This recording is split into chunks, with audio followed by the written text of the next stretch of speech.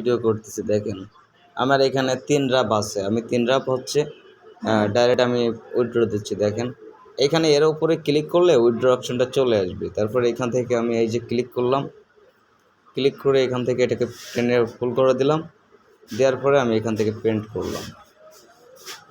দেখেন account successful, ঠিক আছে। এখন আমি আমার ডাইরেক্টলি আমার এখানে চলে আসবো। এখানে আপনাদের কত সেন্ট আছে, $1.27 আছে, ঠিক আছে।